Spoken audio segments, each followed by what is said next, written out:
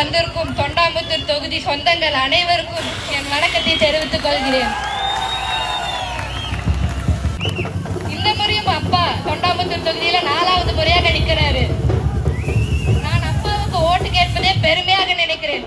ஏன்னா நம்ம கோவை மாவட்டத்திற்கு நிறைய திட்டங்களை கொண்டு வந்து அதை செயல்படுத்தி இருக்காரு. 5 வருடத்தில் திமுக ஆட்சி இருந்தது.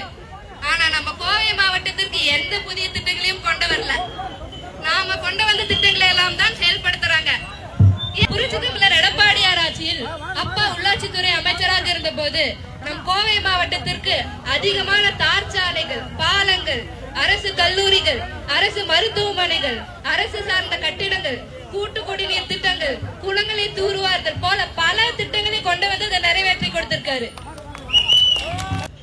நம்ம அம்மாவின் ஆட்சியில் புரட்சி தலைவர் எடப்பாடியார் ஆட்சியிலும் பெண்களுக்கு பாதுகாப்பு இருந்தது, சட்ட ஒழுங்கு சரியாக இருந்தது. ஆனா இப்ப அப்படி இருக்கா? மீண்டும் பெண்களுக்கு பாதுகாப்பு கிடைக்க, சட்ட ஒழுங்கு சரியாக இருக்க இரட்டை சின்னத்தில் வாக்களியுங்கள். இப்ப பாத்தீங்கன்னா இந்த 5 வருடத்தில் திமுக ஆட்சி இருந்தது.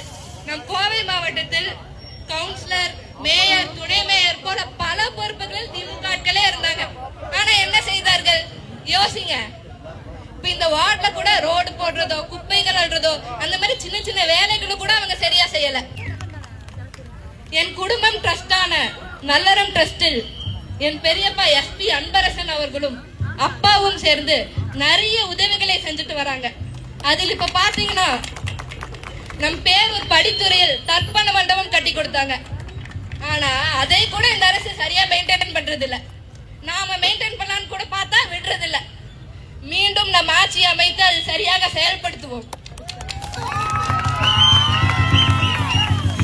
கொரோனா டைம்ல கூட அனைவருக்கும் உணவுப் பொருட்களை கொடுத்து உங்க எல்லாருக்கும் தேவையான உதவிகளை முடிஞ்ச அளவுக்கு செஞ்சாங்க. போன சட்டமன்ற தேர்தலில் 10க்கு 10 ஜெயிச்ச மாதிரி இந்த முறையும் அவினாசி தொகுதியை சேர்த்து 11 ஜெயிச்சு